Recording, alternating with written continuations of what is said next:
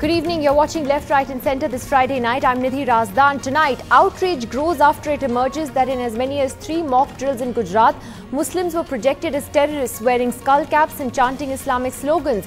Should the police officers in charge be sacked for stereotyping terror? That's our big debate tonight. But first, the big story today. Has a major terror attack been averted? Well, that's the big question on a day when the government said that a boat, which they suspect came from Pakistan, blew itself up about 365 kilometers off Porbandar in Gujarat after it was intercepted by the Indian Coast Guard during the night of December 31st and January 1st. Officials say there were 4 people on board who set the vessel on fire and sank with it in the Arabian Sea. Describing a dramatic night of developments, the Ministry of Defence says the Coast Guard chased the ship for almost an hour after firing warning shots. Vishnu Shom has more. Well, here's how it all began. And before we come to some of those details, what you see on your screen are images of that boat. This is a fishing boat. It left KT Bandar in Pakistan, near Karachi, not too far away from Pakistan. And this is how it ended up. It ended up in pieces after apparently being destroyed by the people on board the ship itself. This was 4:38 a.m. on the 1st of January, and you can see by that time the ship was absolutely in pieces. Nothing has been recovered. We assume that everybody on board that ship is dead, but it seems clear that there were explosives on board. That's what the Coast Guard, that's what all the authorities are actually telling us. But let's move on now and bring you how it all actually started. And it all actually started on the basis of intelligence gathering, of phone taps which took place. And now this is sophisticated in the sense that we never really had the ability to home in on particular conversations in quite the same way in the past. And there was a conversation which was taking place in Pakistan, which our agencies over here were able to home in on. It was on the basis of that intelligence that there was a sense that there would be a boat which would move towards India carrying important, precious, possibly expensive cargo, illicit cargo on board. This credible information was then passed on to our authorities, the police and the Coast Guard. And that's when this operation was mounted. And from here, from this area, KT Bandar, when the boat left, it was constantly tracked. It was then ultimately tracked by maritime patrol aircraft. So let's just bring up this animation now and give you an idea of just what this operation was all about. So that's KT Bandar. This is the ship, the boat, I should say, which was out. We had specific information. This maritime Dornier aircraft was actually circling. It had a specific fix on this aircraft. It was late at night by the time that the ship actually started moving over here. The boat had actually stopped about 10-15 kilometers, we are told, within Indian waters. And it is once that Coast Guard ship actually started moving in and fired that they tried to move around, try and avoid the Coast Guard ship, and ultimately they destroyed themselves on board rather than reveal what exactly they had on board. So very serious intent as far as these terrorists or the people on board were concerned. But the big question is this: what exactly was on board the ship? Was it just explosives? Was there weaponry as well? What exactly did this vessel actually have on board? Now, nobody has been found. They're all presumed dead. The waters have been rough. The wind speed was quite high as well. So there is that element of deniability that Pakistan may have in their favor. But bottom line, Indian authorities believe that there is no doubt that there were explosives on board. Those explosives were ultimately meant to get to India. Well, there are still many questions that are being asked about this story tonight. Curiously, a press release from the government simply says that the fishing boat that they say came from KT Bandar near Karachi was planning what they called some illicit transaction in the Arabian Sea. There are also, as I said, several other questions that are being asked at this hour. Sudhir Ranjan Sen now joins us live from near Parliament and the Home Ministry tonight. Sudhir, like I said, it's very strange how the Ministry of Defence's statement on this officially has been worded. There are also questions about what evidence there is, if any, that there were Pakistanis on board this boat. What are officials saying about that? Well, yes, I mean, there are, as you know, time passes and you know, more and more questions are emerging. Number one, the Ministry of Defence says there is an illicit transaction that was supposed to go. What we have learned from our sources is that we first received the input. It's a telephonic intercept that we understand was picked up early on the 31st morning, which said that cargo has to be moved, very expensive cargo from each about 5 to 6 lakhs has to be moved. Subsequent to that, we get there is another intercept, we understand, at about 12 noon, which says that, well, cargo has moved. Those on the Indian side who are supposed to receive this are also ready and paid. They have also been paid to come and receive the cargo. Now, this is the input or the intercept on which the Indian Coast Guard and the Indian agencies start working. The first Dornier goes up at 11. The Indian Coast Guard has confirmed that it received the input, the alert at about, at about 9 in the morning. The first aircraft goes up at 11. It spots the ship at about nearly noon, idling, just on the India-Pakistan maritime border. It's idling there. The second Dornier is sent up at about 2 in the afternoon, 14:30. That's the time I've got. And the third one goes up about 5 o'clock. All of these put up. The boat is under surveillance. Now, the very critical thing that is missing in this entire story is, if there is an illicit transaction, as the ministry is calling it, where is the second party? Where, I mean, and it is very clear from what we've learned from the intercepts that there was somebody on the Indian side to receive it. Absolutely. Now, if it is at all explosives, as the Ministry of Defence claims and is corroborated by the Indian Coast Guards, that yes, definitely it is explosives, then it is more important to find out who these guys were passing this information, these explosives to. On that issue, the government is completely quiet. The other issue that is being raised by people who handle these, these kind of terror attacks and counter-terrorism, they have pointed out, is that in a small boat like that, if at all it was carrying explosives and an explosion was triggered, it would have just blown off. The pictures that have been released show that the boat is on fire. So these are unanswered questions that are there. Mind you, there is smuggling that goes on between India and Pakistan. People play on arbitrage, people play on, bringing in diesel. My question then is that, is the government officially then, not calling it, not saying, using the words, that we've averted a terror attack? Because the press release doesn't say that. It has a very, it has a headline that says there were explosives, and then it goes on to talk about an illicit transaction. But is there anyone in the government on the record saying that a terror attack was thwarted and that these were Pakistanis on board this boat? Well, that from the government on record, we haven't heard anybody saying that there was a terror attack that has been thwarted.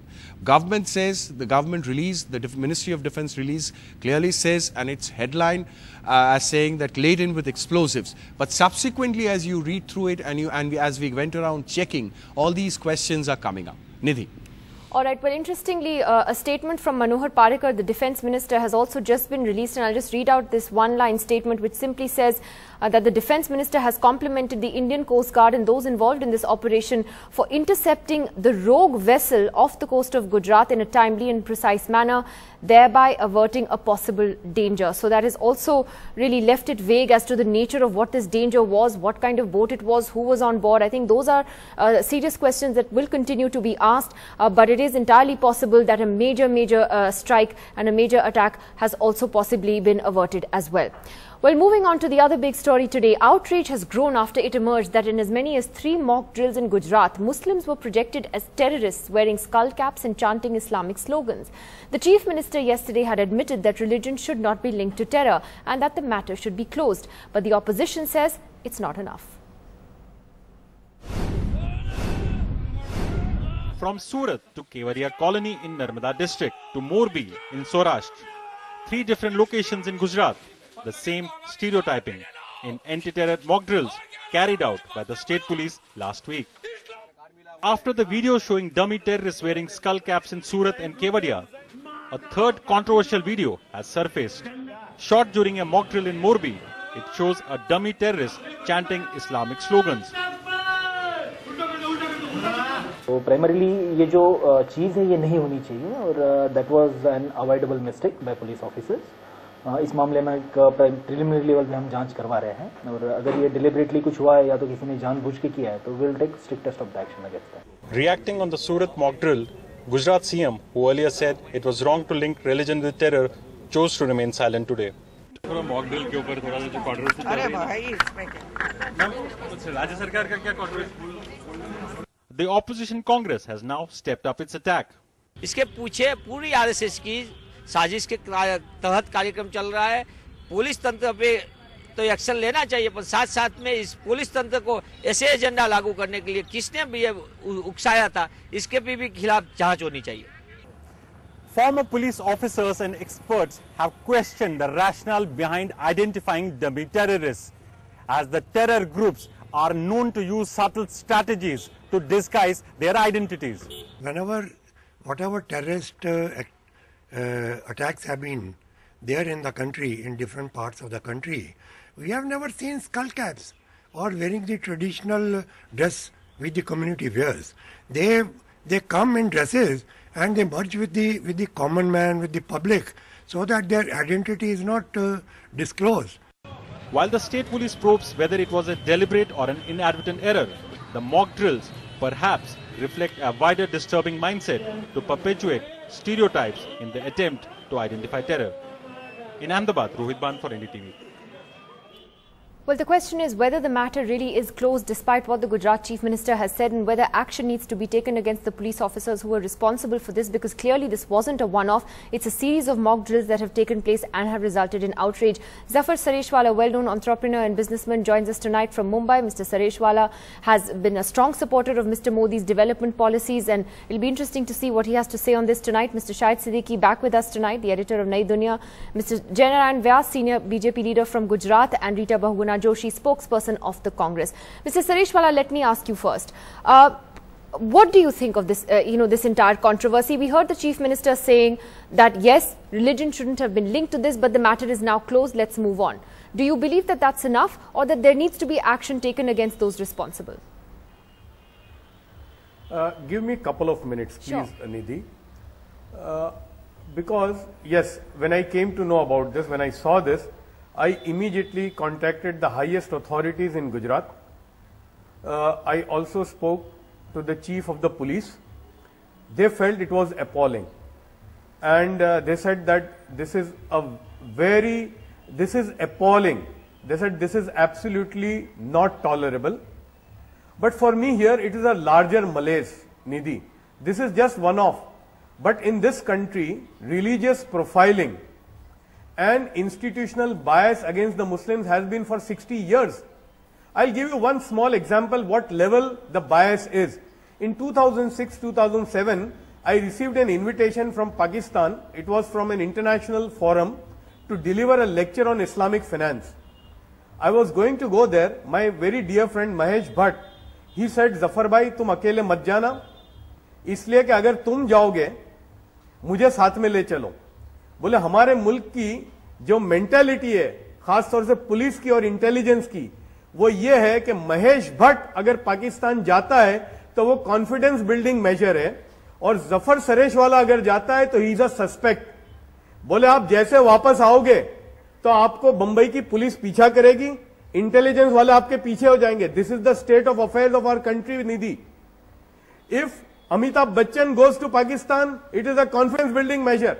If a Shah Rukh Khan or a Salman Khan goes, then they are suspect. This kind of malaise is deep infiltrated in our system for at least 60 years. My father used to tell me कि बेटा 1950 और 60 में जब हम passport बनाते थे और police station में जब जाते थे तो पुलिस वाला ये पूछता था, अच्छा पाकिस्तान जाना है, क्योंकि मुसलमान तो पाकिस्तान ही जाएगा. I mean, this is the kind of malaise which is there in our system. I think that's it is not about Gujarat. And you're right. And listen to me. Yeah. And just an apology will not work. We need to clean the system. The desanitization needs to be done. I'm going to take that to Jainarayan Vyas. It will break the secular fabric of the country. Jainarayan Vyas, very strong words spoken by Mr. Sareshwala tonight, and he's right. It's not about Gujarat, and it is about an institutional bias against Muslims in this country. And as he also said, just an apology will not do in this case. Shouldn't the Gujarat government actually set an example and say that whoever had this harebrained idea to do this is going to lose his or her job? They should be transferred, moved out, sacked. There should be a probe into this. Well, Nidhi, there is going to be a probe. As I understand, the Director General of Police has already ordered a probe in both these incidences. The probe will be conducted by an officer not lesser than the DSP's rank. And I'm sure those who are guilty will be brought to books. I fully share the sentiments expressed by Zafar, and even if there is an iota of doubt in anybody's mind that these kind of things can be tolerated, I think this should be an exemplary case wherein it is adequately clarified that what our Prime Minister said, that minority is no lesser patriotic than any other community. So I don't think that there is a room for permitting any kind of a further progressing of the malaise and permitting any kind of a misgiving to build up. I totally share the sentiments. But shouldn't those police officers be held accountable straight away, Mr. Vyas? To set an example, if you want to set a strong example, yes, then take action now. I think, Nidhi, I don't know what are the procedures in your company, but unless you are an autocratic outfit, nobody, not even a person who is a terrorist is promised guilty and punished without giving a reasonable chance for him to be defended, and then decide the kind of offence and then give a punishment, which will be a proper process to do. And I think that process has been initiated. Okay, that's a fair point. That should be a sufficient Let there be a probe. solace. And I don't think these kind of inquiries will take more than 15 days. Okay, I think that's a fair point, that there should be a fair investigation. Mr. Sareshwal has a quick rebuttal to that, and I'll come to Rita Joshi. Yeah. Nidhi, no, I was assured by the highest authorities they are instituting an inquiry. They have already done it, and they said that we will set an exemplary punishment for whoever is involved. And I added that punishment will not serve. You need to desanitize, and you need to just do an operation of the cancer which has gone inside the system.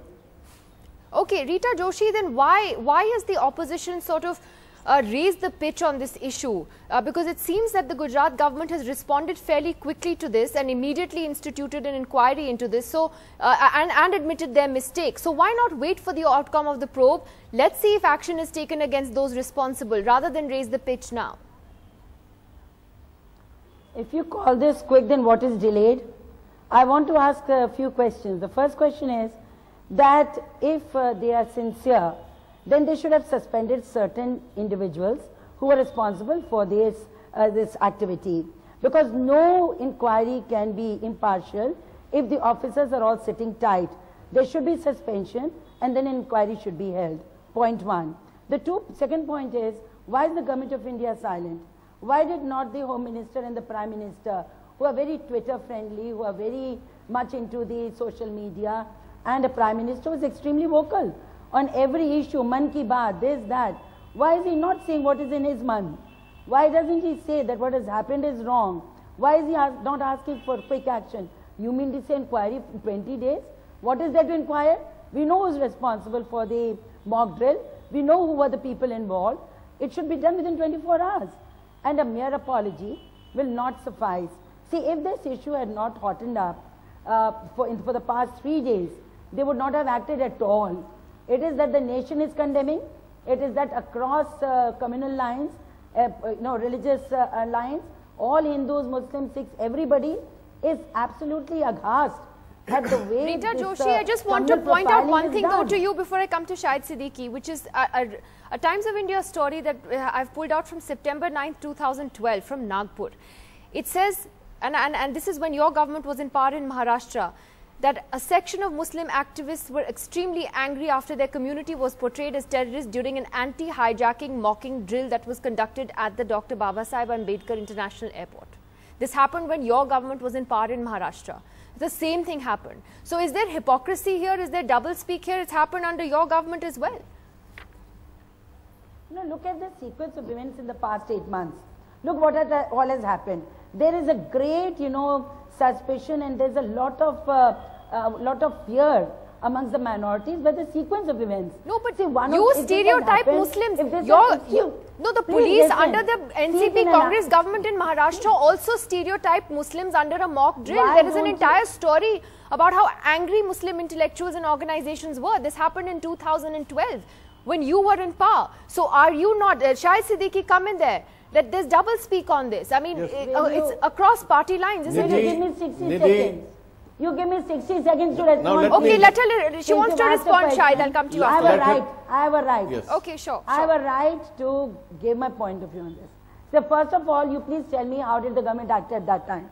Now the question is different. You see, in the country, there is a huge debate and discussion on how this government is moving and what its intentions are. The Goa minister says it will become a Hindu state.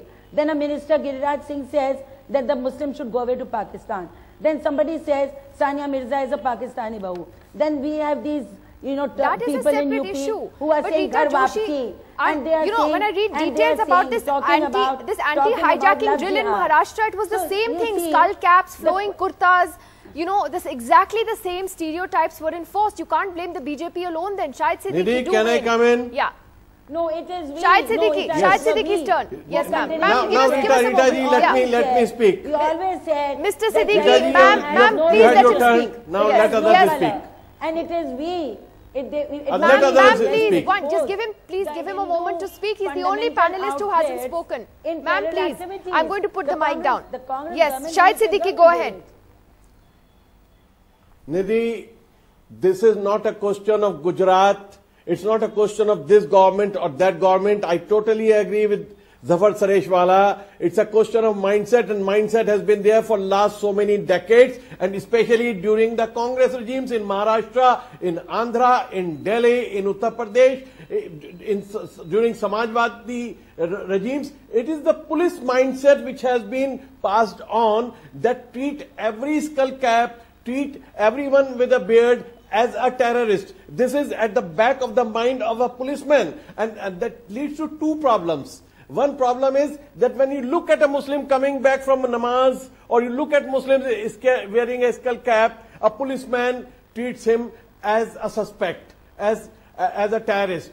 And that creates major problems in society and brings Muslims into confrontation with the police, and police in confrontation with the Muslims. That is one case. And the second issue is that if you treat skull wearing Muslims as terrorists, then you miss out on the real terrorists, because real terrorists don't wear skull caps. Real terrorists, when they come to this country to create problems, they come incognito, they come wearing dresses where they can merge with the populace, and police is able to miss them, because in the mind of the police, at the back of the mind of a police is, he's only looking for people with skull caps or with burqas or with beards, and therefore they miss out on suspicious characters moving out in a crowd. So these two problems are created, and for that the mindset during the Congress regime has been as bad, in fact worse than what it is today. So let's not do politics on that. Problem with Rita Bahuguna or anyone else is they just want to score points, political points. Nobody wants to clean the system, as Zafar Sareshwala says. I think both you and Zafar Sareshwala have actually made excellent go points ahead on and that. Work on it. Unless we do that, it doesn't have anything to do with Gujarat we are going to have specifically. These problems more and more. But you know, Janaran Vyas, my question to you is a point that Rita Joshi raised. That would you have acted if there hadn't been this outrage in the press, in the media, and you know, by the opposition as well? Would you have acted? Do you recognize that there is an institutional problem here? Nidhi, there are two or three things. Number one, that even with this outrage, for 2-3 days we have taken some action. I'd like to ask Rita ji that what they did when similar stereotyping incident happened in Maharashtra. So let us not discuss this or that. Let us go to the root cause of the problem. There is a malaise, there is a problem. How best it can be wiped out, and if at all we are suffering today, it is the legacy of Congress which has played on minority politics for far too long. Rita so Joshi I think this is one thing. Second thing, all my Congress friends, somehow they are suffering from Prime Minister phobia. Anything happens, even a drop of the hat, Prime Minister must make the statement. That and that only satisfies them. Let me take that back to Rita Joshi. I think yes, they should check back last 10 years of their rule. How many times the Prime Minister made a statement on much serious issues? Let her respond. So I think it is not proper. Let her respond. Yes, Ms. Joshi, yes. Let me say a few words. See, I partially agree that the mindset of the police has to be changed. There should be some kind of mental training for them, and they should be set right. But as far as you said about the Congress, you remember the Home Minister of the UPA sent an advisory to all the states that they should not stereotype and target the minorities unnecessarily unless they have definite proof. And that is the time when the Sangh Parivar, especially the BJP, created a furor all over the country. It was the UPA government which really exposed that the fundamental Hindu groups were also behind terrorist activities in the country. So please don't say this. We have always tried that there should be no stereotyping of terrorism, and terrorism has no color. And we have also not experimented, we have also acted. So please, we are different from the BJP. And again I say, if the Prime Minister speaks on every small thing, he tweets every day, why could he not say a word on this or any other activity? What Sakshi Maharaj says, what Adityanath says, what Rajeshwar Singh says, what is Minister Okay, let me get the last quick word to Zafar Sareshwala on this. This is not done. Okay, Zafar Sareshwala, just 30 seconds on this. Do you agree that this is linked, as the Congress claims, to the way some of these saffron groups have been behaving over the last few months, or that this is an institutional problem, as you said right at the beginning, that cuts across political lines? It's a problem that India faces as a whole. Yeah, in fact, I am appalled by Rita ji. She's trivializing this by accusing BJP and talking of Congress and BJP. It's a huge problem. It's not about saffronization or anything. This is there when even BJP was not born and the RSS was not there. We have been hearing this for at least 60 years. And this is a deep malaise. And unless and until you don't identify that this is a problem, you will never get to the root cause of it. And I think when you stop politicizing it, that would be the first step. I'm completely out of time. I'd like to thank all of you very much for joining us on the program. We have to reorient the police, retrain the police. It's a very, very contentious issue and a discussion that did deserve more time. But I'm afraid we're out. We'll see you again on Monday. Good night.